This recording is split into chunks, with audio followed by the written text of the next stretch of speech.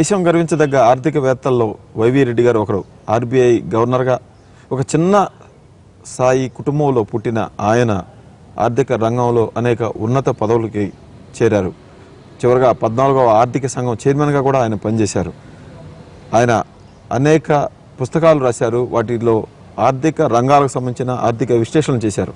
అయితే ఇప్పుడు ఆయన మరొక కొత్త పుస్తకం రాశారు. అది గతంలో రాసిన పుస్తకాలకి పూర్తిగా భిన్నమైంది. నా జ్ఞాపకాలు పేరిట ఆయన రాసిన పుస్తకంలో ఆయన సివిల్ సర్వెంట్గా చేరిన దగ్గర నుంచి ఏ ఏ రంగాల్లో ఎలా పనిచేశారు, ఏ ఏ నాయకులతోటి ఎలా సర్దుబాటు చేసుకొచ్చారు, వాళ్ళతో ఉన్న అనుభవాలు ఏంటి అన్నిటిని కూడా ఆసక్తికరంగా వివరించారు శ్రీ వైవి రెడ్డి గారు. ఆయన మనతో ఉన్నారు. ఈ పుస్తకంలో ఏ అంశాన్ని ఆయన ఎలా గుర్తుంచుకున్నారు, అలాగే ఎందుకు రాయాలనిపించిన విషయాలన్నీ కూడా శ్రీ వైవి రెడ్డి గారిని అడిగి తెలుసుకున్నారు. సార్, మాకు ఇంటర్వ్యూ ఇచ్చినందుకు ధన్యవాదాలు. ధన్యవాదాలండి. సార్, మీరు సివిల్ సర్వెంట్గా జీవితం మొదలుపెట్టి ఉన్నత స్థాయికి శిఖరాలకు చేరుకున్నారు. ఒక సివిల్ సర్వెంట్గా చాలామంది చూడలేవని మీరు చాలా చూశారు. ఈ పుస్తకం రాయాలని ఎందుకు అనిపించింది? అసలు మొదట్లో పుస్తకం రాయాలని ఏమి ఆలోచన లేదండి. నాకేం పెద్ద ఏదో కెరీర్ ఐఏఎస్లో పాస్ అయ్యాం, ఏదో ఉద్యోగం వచ్చింది, చేసుకుంటూ వెళ్ళాం. కానీ ఇంగ్లీష్లో కొంచెం ఇంట్రెస్ట్ ఉండేది. ఇంగ్లీష్లో మీ పాలసీస్ మిగతా దేశాల్లో ఉండే వాళ్ళకంటే భిన్నంగా మీకు ఎందుకు ఉన్నాయి పాలసీస్, అలా ఆలోచన ఎందుకు వచ్చింది, చేసింది ఎందుకు చేశారు అనేది ఒక ఆసక్తి కలిగింది. దాంట్లో సరే రాద్దామని అనుకున్నా. It is actually memoirs of public policy. తర్వాత అనిపించింది, అసలు ఇదేమిటిది, నేను చదువుకునేది తెలుగు మీడియంలో, మనూరులో చదువుకొని మనోళ్ళకి చెప్పాలి కదా నాకు తెలిసింది ముందు. కాబట్టి తెలుగులో నా ఆటోబయోగ్రఫీ ముందు రావాలి ఈ ఇంగ్లీష్ పుస్తకం కంటే, అలా వచ్చింది. కానీ తెలుగులో రాసేదానికి నేను తెలుగు చదువుకున్నా కానీ 40-50 ఏళ్ళు అయింది, దాన్ని రాసే అలవాటు లేదు. అంతలోపల మన అరుణా పప్పు గారు ఇంట్రడ్యూస్ చేశారు ప్రేమ్చంద్ గారు. సో నేను అనుకున్నాను, సరే నా జ్ఞాపకాలు రాద్దాం. రాసినందువల్ల అసలు మీరు పేపర్లో చదివితే అన్నీ మంచిగానే రాస్తారు. ఇప్పుడు ఆ భార్యాభర్త అన్యోన్యంగా ఉన్నప్పుడు న్యూస్ కాదు, కొంచెం అరుచుకున్నప్పుడు పక్కన చూడంటే చెప్తారు కొట్టుకుంటున్నారు. అలాగా అసలు జరిగేటి మంచి చెడ్డ అని కాదు, రకరకాలుగా ఉంటాయి అనేది ప్రపంచం అనేది. సెంట్రల్ కానీ స్టేట్ కానీ ఎలా పబ్లిక్ పాలసీ నడుస్తుంది, నా జ్ఞాపకాలు ఏమిటి అని తెలుగులో రాస్తే చదవడానికి కొంత ఇంట్రెస్టింగ్గా ఉంటుంది, కొంత ఇన్ఫర్మేటివ్గా ఉంటుంది అని రాసే కొనుక్కున్నాను. అది అయిపోయింది. ఇంకా 3 నెలలకు ఇంగ్లీష్లో వస్తుంది. ఇంగ్లీష్ వెర్షన్ కాదు, ఇంగ్లీష్ ఈజ్ డిఫరెంట్ బుక్. ఆ పుస్తకాలేమో సామాన్యులకు ఏమి చేయాలో చెప్పే పుస్తకం, అది ఇది సామాన్యులకు మీరేంటో చెప్పే పుస్తకం. అది ఇంకా బాగా చెప్పారు. అది సార్, ఇక్కడ చూసుకుంటాం మనం 1964లో మీరు సివిల్ సర్వెంట్గా ఎంటర్ అయ్యారు. అప్పుడు అనుకున్నారా మీరు ఈ మెట్లన్నీ ఎక్కగలుగుతారని? అయ్యా, అప్పుడనే కాదు, నేను ఇప్పుడు ఆలోచిస్తే 64లో 69లో ఎక్కడ ఉంటాను అనుకున్నానో దానికంటే ఎక్కువగానే ఉన్నా. ప్రతి 5 ఏళ్ళకి నేను అనుకున్న దానికంటే నాకు ఎక్కువ మేలు జరిగింది. సో నాకు ఒకటి కావాలా, నాకు రాలేదే అనే అసంతృప్తి లేనే లేదు. ఏ దశలో కూడా లేదు. ఏ దశలో కూడా నేను అనుకునే దానికంటే నాకు ఎక్కువ వచ్చింది. నేను పెద్ద అంబిషియస్ కాదు, నాకు ఏదో గొప్పగా కావాలని ఉండేది లేదు. చేసేది మీరు అనుకోకుండా జరిగినవి కూడా మేలు చేసినాయి. గుంటూరులో కలెక్టర్గా ఉండాలనుకున్నారు, కానీ హైదరాబాద్కు మార్చడం వల్ల ఇంకా మేలేదు. సో ప్రతి ఒక్కటి నా మేలుగా జరిగింది, కానీ నాకేం జరగలేదు. అందువల్ల దేవుని దయ వల్ల సంతోషంగా ఉండేది. కలెక్టర్ తర్వాత స్టేట్లో ప్లానింగ్ కమిషన్కి వచ్చారు, తర్వాత IMFకి వెళ్ళారు, తర్వాత సెంట్రల్ సర్వీస్ చేశారు ఫైనాన్స్ డిపార్ట్మెంట్లో, తర్వాత RBI డిప్యూటీ గవర్నర్గా పనిచేశారు, తర్వాత గవర్నర్గా పనిచేశారు, తర్వాత ఆర్థిక సంఘం చైర్మన్గా పనిచేశారు. ఇన్నిట్లో మీకు బాగా సంతృప్తినిచ్చిన అది ఏముంది? ఒక ఇన్స్టిట్యూషన్, యాజ్ అన్ ఇన్స్టిట్యూషన్ తీసుకుంటే, ఒక వ్యవస్థగా తీసుకుంటే రిజర్వ్ బ్యాంక్ ఆఫ్ ఇండియాలో పనిచేసింది నాకు చాలా సంతోషం. అక్కడ అందరూ ప్రొఫెషనల్స్ ఉండేవాళ్ళు, ఆనెస్ట్ ఉండేది, మనకు గర్వకారణంగా ఉండేది. అక్కడ నేను చాలా సంతోషంగా ఉండేది రిజర్వ్ బ్యాంక్లో. సార్, మీరు సీఎంలు కూడా చాలామంది చూశారు. ఫస్ట్ ఏ సీఎంకి దగ్గరగా ఉన్నారు మీరు? ఇప్పుడు మాకేమిటంటేనండి 2 రకాలు ఉంటాయండి. సెక్రటరీగా ఉన్నప్పుడు డైరెక్ట్ టచ్ ఉంటుంది మినిస్టర్తో, డిప్యూటీ సెక్రటరీగా ఉన్నప్పుడు ఇండైరెక్ట్ ఉంటుంది. సో నేను డిప్యూటీ సెక్రటరీగా ఉన్నప్పుడేమో బ్రహ్మారెడ్డి గారు ఉన్నారు, ప్యూర్ణేశ్వర్ గారు ఉన్నారు, వెంగళరావు గారు ఉన్నారు. సో మా కాంటాక్ట్ కొంచెం లెస్. వెంగళరావుతో కొంచెం ఎక్కువ ఉండేది. By then I become little senior. సెక్రటరీగా ఉండింది నాకు ఒక చీఫ్ మినిస్టర్ ఎన్టీ రామారావు. అంటే ఆయన వచ్చింది, నేను ఇక్కడికి వచ్చింది ఆయన నాకు కావాలంటే వచ్చాను. ఆయన 89లో ఆయన వెళ్ళిపోయాక నేను ఢిల్లీలో కావాలని అడిగేవాళ్ళు సెంట్రల్ సర్వీస్. నాకేంటి ఎప్పుడు I want to go where I wanted. నాకు ఎవరు కావాలని అడుగుతారో వాళ్ళ దగ్గరికి వెళ్తే నాకు సంతోషం. అంటే మీ ప్రతిభ, మీ ఏ రంగంలో మీరు నిపుణులై ఉంటారో వాళ్ళకి తెలుసు కాబట్టి తెలిసి వాళ్ళు పిలుచుకుని మనకు గౌరవం ఉంటుంది. సో మీ సేవలను వాళ్ళు వినియోగించుకోవడానికి మీ ఆలోచనలు కూడా దారిలో పెట్టడానికి, లేకుంటే ఇష్టం లేని చూడపోలేదు. ఎవరైనా అదే కోరుకుంటారు. బ్రహ్మానంద రెడ్డి గారి స్టైల్ ఎలా ఉండేది? ఆయన టిపికల్ అంటారు, ఆయన గురించి కొన్ని విషయాలు చెప్తారు. ఆయన ఎలాగంటే ఇన్ఫ్లుయెన్స్ పవర్ కాదు, పవర్ ఎక్సర్సైజ్ చేసినట్టు అనిపించడు. మీ చేత తనకు కావాల్సిన చేయించుకుంటాడు, కానీ నేను చెప్తే నువ్వు చేసినావు అంటే ఆయన చెప్తే నేను చేసినాను అనే అభిప్రాయం రానికుండా మేనేజ్ చేస్తాను.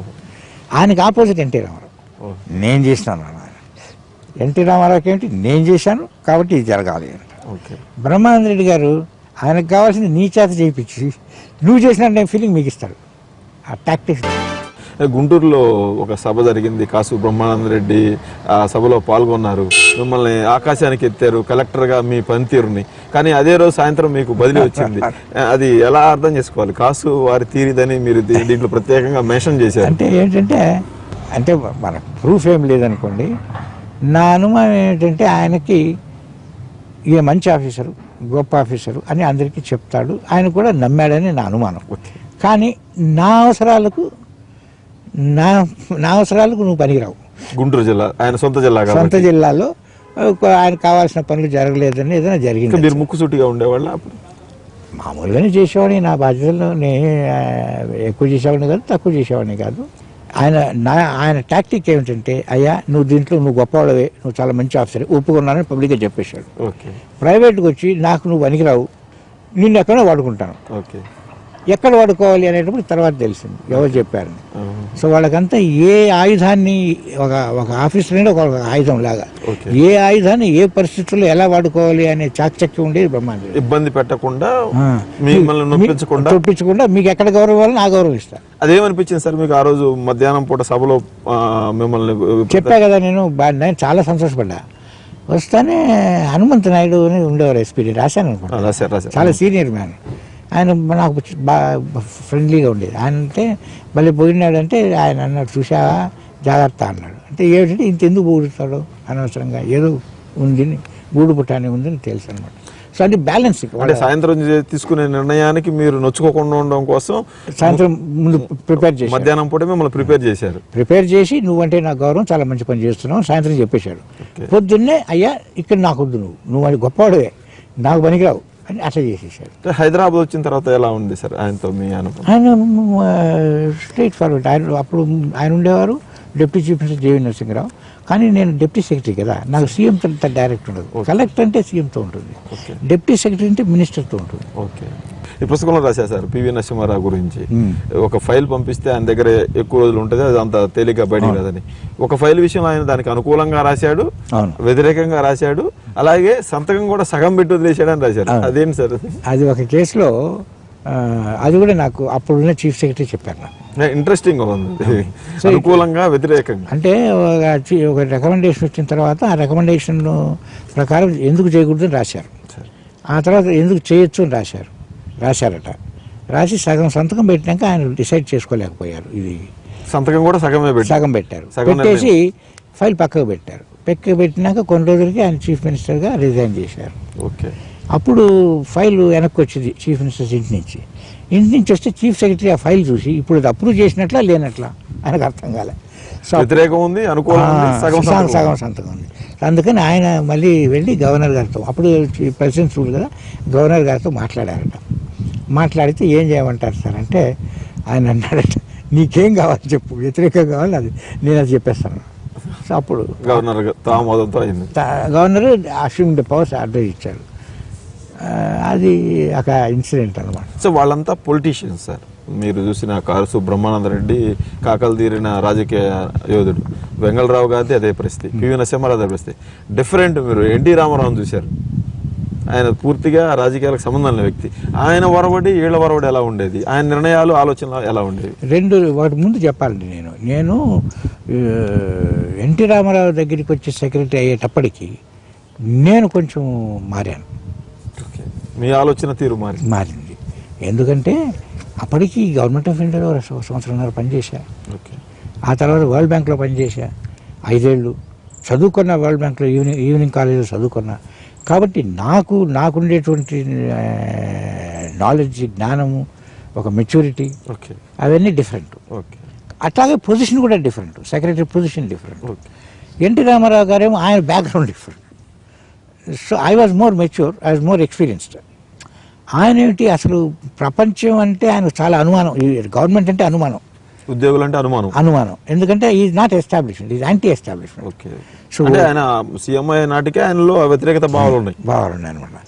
సో ఆయనకు చాలామంది ధైర్యంగా చెప్పగలిగే వాళ్ళు, నమ్మకం ఉండేవాళ్ళు లేరు. నాకు అనేటప్పటికి ఆయనకి ఏదో ఎక్కడో ఉన్నాడు, 6-7 ఏళ్ళు వచ్చాడు, చెప్తాడు, కొంచెం జ్ఞానం ఉంది అని ఒక భయం లేకుండా, భీతి లేకుండా మాట్లాడతాడని ఒక కాన్ఫిడెన్స్ వచ్చింది. ఓకే. దాంతోని మాకు ఒక రిలేషన్షిప్ వచ్చింది. సెక్రటరీ ప్లానింగ్ 2-3 ఏళ్ళు పనిచేశాను. అంటే ఎన్టీ రామారావు తెల్లవారుజామున లేస్తారు, తెల్లవారుజామున ఏ ఆలోచన వస్తే ఆలోచన పొద్దున కల్లా దాని మీద పెడతాడు అనే ఒక ప్రచారం ఉంటుంది సార్, అది నిజమేనా? కాదండి. ఇప్పుడు ఎవడు ఆయన చొక్కా సరిగా లేదు, ప్యాంటు సరిగా లేదు, గుండు కొట్టించుకున్నాడు, దానికి ఏం సంబంధం మనకు? That is not relevant. Each person వాళ్ళ స్టైల్ ఉండొచ్చు. నాకు తెలిసినంత ఇంటర్వ్యూ ఉన్నారని విన్నాను. 2:30 పోతారు, 4:30 పోతూ వచ్చేవాళ్ళని పిలిపించుకునేవాడేమో. నాకు సంబంధించిన వరకు, మా ఆఫీసర్కి సంబంధించినంత వరకు యూజువల్గా 6-6:30 కొంతమందిని పిలిచేవాడు, మమ్మల్ని 7:30 గంటలు పిలిచేవాడు. ఆలోచన తీరు ఎలా ఉండేది సార్ ఆయన ఆలోచన అంటే ఆయన పొలిటికల్గా లేమేనా అనుకోండి, ఆయనకి ఏంటంటే అండి ఇన్స్టింక్ట్, అంతా ఇన్స్టింక్ట్. ఓకే. పెద్ద లాజిక్ చూసి, అది చూసి, ఇది చూసి వేయి చేసి కాదు, అలా వాసన పడతాడు, ఏం ఫీలింగ్ అవుతాడో దాన్ని బట్టి. అదే కదా నాయకత్వం అంటే. ఏమిటంటే నాయకత్వం మనగా ఒకసారి చెప్పా, ఏదో అంటే ఇది ప్రభుత్వం అంటే గల్లా పట్టుకున్న చిల్లర దుకాణం కాదంటాడు. ఆయన కన్సెప్షన్ డిఫరెంట్. అంటే ట్యాక్సీలు వేసే విషయం దేశం మొత్తం ఒక పక్క వెళ్తా ఉంటే డిఫరెంట్గా వెళ్ళిన పరిస్థితి. So naturally all bureaucracies why do want change. నేను అన్నాను లేదు, చేంజ్ చేసినందువల్ల మేలు జరుగుతుంది కాబట్టి ఆయన పొలిటికల్గా చెప్తున్నాడు. అండ్ బట్ ఆయన ఏమంటే సైంటిఫిక్గా చేయడానికి ఒప్పుకున్నాడు. నేను చెప్పాను, మీరు సైంటిఫిక్గా చేయకుండా అంటే కోర్టు కొట్టేస్తారు మీకు, ఒప్పుకున్నాడు. సో బేసికలీ మీరు చెప్పినట్ల వారికి పాతది అంటే నచ్చలేదు, కొత్తది చేయాలని అనిపించింది, ఇన్స్టింక్టివ్గా మార్పాలని ఆయన రాజకీయంగా. నాకు టెక్నికల్గా పాతదాని నుంచి చాలా డెవలప్మెంట్స్ అయ్యాయి, థియరీలో ప్రాక్టీస్లో డెవలప్మెంట్స్ అయ్యాయి. అవి అప్లై చేసే అవకాశం నాకు దొరికింది, ఆ సపోర్ట్ నాకు దొరికింది. కాబట్టి మేము చేయగలిగాం. అంటే విలేజ్ ఆఫీసర్ సబాలిషన్ చేసాం, ఈ క్రూషియల్ బ్యాలెన్సింగ్ ఇన్వెస్ట్మెంట్ ఇప్పుడు వచ్చింది అప్పుడు చేసాం. సో అట్లా ఒక ఆయన రాజకీయంగా కావాలనుకుంటే నాకు ఆర్థిక నైపుణ్యం రెండు కలిసినందువల్ల జరిగాయి. 8 ఏళ్లలో 2 సార్లు గెలిచారు సార్ ఎన్టీ రామారావు. అప్పటికి 83 తర్వాత 85లో ఎలక్షన్ అయినప్పుడు. ఎందుకు 89లో ఓడిపోవాల్సి వచ్చింది సార్? I don't remember. మేము ఎక్స్పెక్ట్ చేయలే ఓడిపోతారని ఎక్స్పెక్ట్ చేయాలి. అప్పుడు అంతా మీరు కిలో 2 రూపాయల బియ్యము, ఈ కొత్త మండలాలు అన్నీ పెట్టున్నారు కూడా. నేను అవినీతి ఆరోపణలు కూడా లేవనుకుంటా ఎన్టీఆర్ మీద. అప్పటికే అవినీతి ఆరోపణలు కూడా ఆయన నాకు తెలిసినంత వరకు అండి, రూపాయి జీతం కూడా తీసుకున్నారు ఆయన. నాకు తెలిసినంత వరకు మేము డబ్బు ఇచ్చి ఆయన దగ్గర మేము డెసిషన్ తీసుకుంటామనేది ఎవరికి ఏదో ఇన్ఫర్మేషన్ వాడుకొని తన మనుషుల్ని ఎక్కడన్నా పెట్టుకొని అలా చేసుకోవచ్చు. కానీ తనంతకు తను డబ్బు తీసుకొని సీఎం గారు కానీ సీఎం తరఫున ఒక మనిషి కానీ డబ్బు తీసుకొని ఒక డెసిషన్ ఇస్తామనేటువంటి సాంప్రదాయం నాకు కనపడలే అప్పుడు. 89లో చెన్నారెడ్డి గారు గెలిచారు. అవును. మీరు ఇక్కడి నుంచి వెళ్ళిపోయారు. చెన్నారెడ్డి గారు ఎందుకు మిమ్మల్ని కంటిన్యూ చేయలేకపోయారు? అంటేనండి నాకు యాక్చువల్లీ ఢిల్లీ నుంచి నన్ను రమ్మని అడుగుతూ ఉండేవాళ్ళు. చెన్నారెడ్డి గారు ఢిల్లీ నుంచి. ఓకే. ఢిల్లీ వాళ్ళు పిలిచేవాళ్ళు కాబట్టి. కానీ ఇక్కడ ఎన్టీ రామారావు ఉన్నంత వరకు ఆయన రమ్మన్నాడు. ఆయన చెన్నారెడ్డితో కుదరదనుకున్నారా? అంటే కాదు, నాట్ సో మచ్ చెన్నారెడ్డి గారు. నాకు ఎన్టీ రామారావు నాకు కావాలని పిలిపించుకున్నాడు, ఇక్కడికి వచ్చాను. ఢిల్లీ వాళ్ళు కావాలా ఉంటున్నారు కాబట్టి అక్కడికి వెళ్ళిపోయాను నేను. అంటే చెన్నారెడ్డి గారు వద్దనుకున్నారా? వద్దు, వాళ్ళ అవసరం అంటే వీళ్ళు వద్దని కాదు కదా. ఎన్టీ రామారావు నాకు కావాలన్నాడు. చెన్నారెడ్డి నేను అక్కడ ఉన్నా అంతే. చెన్నారెడ్డి గారు so but to be honest ఆయన ఉండండి మీరు పోవద్దు నేను చెప్పలేదు. ఓకే, నేను వెళ్తానని లెటర్ రాస్తే ఫార్వర్డ్ చేశాను. దట్ మీన్స్ మీరు వెళ్ళొచ్చు అని. ఓకే, అదే లాస్ట్ మీరు స్టేట్లో చేయటం అంతే అంతే అంతే అంతే అంతే అంతే కదా? 1990 మార్చి అంతే.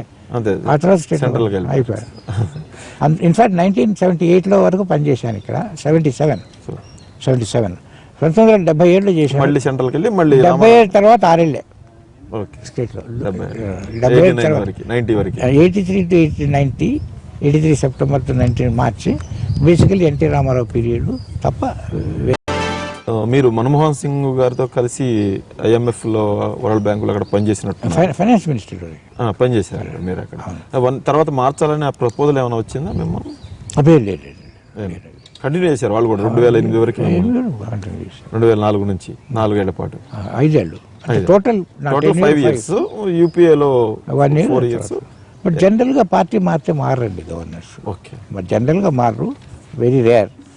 అందులో నాకేమిటంటే తెలిసిన వాళ్ళకి నేను ఆయన దగ్గర పనిచేశాను ముందు. మన్మోహన్ సింగ్ గారు, చిదంబరం గారికి పనిచేశాను, ఆయన దగ్గర కూడా ముందు పనిచేశాను. సో తెలిసిన వాళ్ళే. ఏపీ స్పెషల్ స్టేటస్ ఇవ్వకపోవడంలో కానీ దానికి సంబంధించి కానీ మనకి సంబంధం లేదు.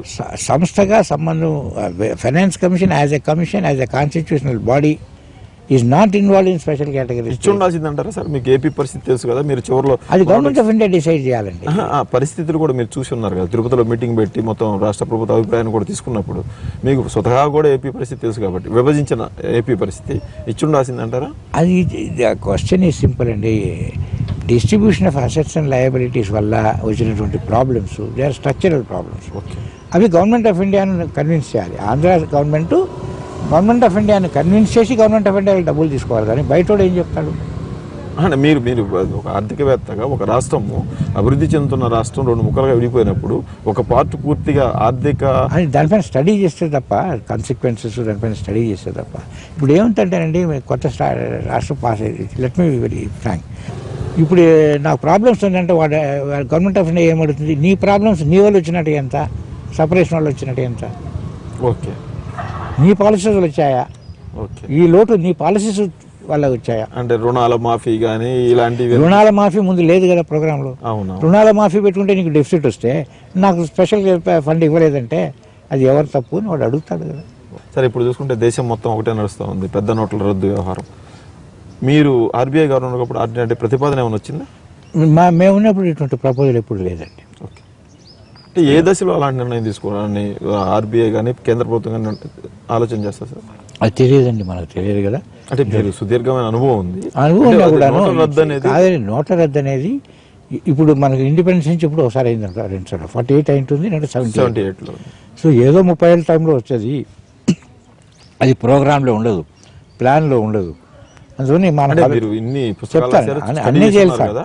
ఇప్పుడు ఏంటంటే అక్కడ ఉండే పరిస్థితులు అక్కడ ఉండే వాళ్ళకి తెలుస్తాయి. ఇటువంటి విషయాల్లో ఎంత సెక్యూరిటీ, ఎంత సీక్రెసీ ఉంటుందంటే is a very important decision. Political, financial, economic important decision.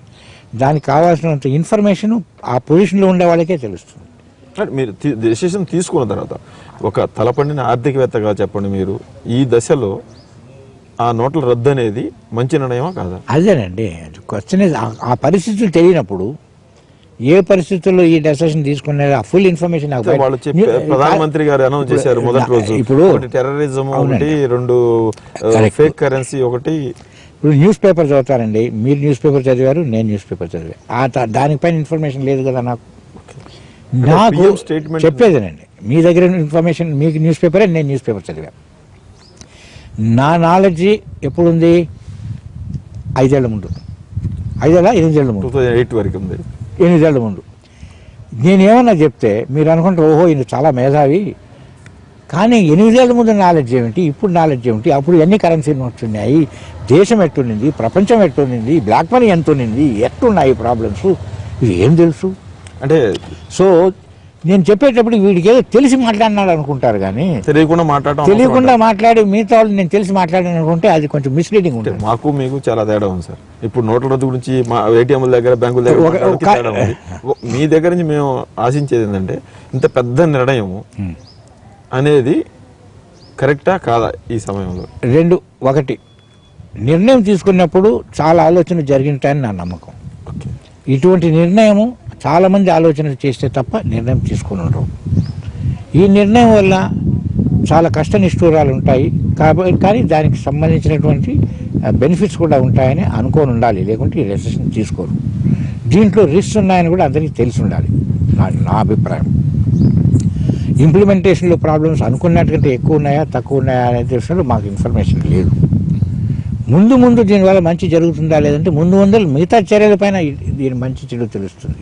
By it self it is not a solution కదా, తెలుస్తుంది. మీరు చెప్పినట్లే దీనికి ఈ అనాలిసిస్కి కూడాను ఇది అర్థం చేసుకోవడానికి కొంచెం కష్టపడాల్సి ఉంటుంది. దానికోసం నేను పుస్తకం రాస్తున్నా. ఓకే, ఈ నోట్ల రద్దు పరిణామాలు, నోట్ల రద్దు, బ్లాక్ మనీ, దాని అర్థం ఏమిటి, ప్రపంచంలో ఎలా జరిగింది, మన దేశంలో ఏమిటి అని అర్థం చేసుకోవడానికి, అండర్స్టాండింగ్ కోసము ఇంత కాంప్లికేషన్స్ ఉన్నాయి కాబట్టి ఆయన మెటీరియల్ కలెక్ట్ చేస్తున్నాను. ఒక నెల 2 నెలలకి పుస్తకం కూడా రాస్తాను. దానిలో ఇది అర్థమవుతుంది. కానీ తెలియకుండా, రీసెర్చ్ చేయకుండా మన అటువంటి విషయాల్లో, సెన్సిటివ్ విషయాల్లో మనం మాట్లాడేది బాధ్యతారహితంగా ఉంటుంది. అంటే పత్రికల్లో వస్తున్న వివరాలు కానీ ఇప్పుడున్న ఆర్థికవేత్తలు చెప్తున్న దాని ప్రకారం నోట్ల రద్దు వల్ల బ్లాక్ మనీ సమ్ సెక్షన్ ఆగిపోతుంది, అదంతా కూడా తిరిగి ప్రజలకు ఉపయోగించవచ్చు, గవర్నమెంట్ వాడవచ్చు. అలాంటిది ఉంటుందా సార్? మీరు చదివిన పేపర్ చదివా నేను, మేము చదువుకున్నాము. అదే అలాంటిది వాస్తవం అవకాశాలు ఉంటాయి చెప్పలేము కదండి. దానిపైన రీసెర్చ్ చేస్తారు. 15 లక్షల కోట్ల రూపాయల నగదు రద్దయినప్పుడు 1,02 లక్షల కోట్లు వెనక్కి రాదు, ఆ డబ్బునంతా కూడా తిరిగి మళ్ళీ గవర్నమెంట్ వాడుకోవచ్చు అనే విధంగా చెప్పారు. అది డిపెండ్స్ అండి. Balance sheet, RBI balance sheet, RBI board, government ఏ వ్యూ తీసుకుంటారో తెలియదు కదా. ఇక్కడ ఇప్పుడు 50 రోజుల తర్వాత అయితే కొన్ని నిర్ణయాలు తీసుకున్నారు సార్. ఈ నోట్ల రద్దు తర్వాత బ్యాంకులు కొంత రుణాలు వడ్డీ రేటును తగ్గించాయి. అది మంచి పరిణామం అని అంటారా? అదేనండి, దానివల్ల జరిగింది అనేది అది తెలియదు కదా. ఫుల్ ఇన్ఫర్మేషన్ లేదు వాళ్ళకు, unless we have full information. నేను ఆ మాదిరి తెలిసి తెలియకుండా మాట్లాడేది. మీరు న్యూస్ పేపర్లో చదివి ఏదో మాట్లాడేస్తే అది తప్పుది. దీనివల్ల ప్రయోజనాలు అయితే ఉంటాయా సార్? అదే ఇట్ డిపెండ్స్ నెక్స్ట్ యాక్షన్స్ ఏం తీసుకుంటారని. ఇట్స్ నాట్ వన్ అఫైర్ కదా. ఓకే, సో ముందు ఏమేమి చర్యలు తీసుకుంటారో దాన్ని బట్టి.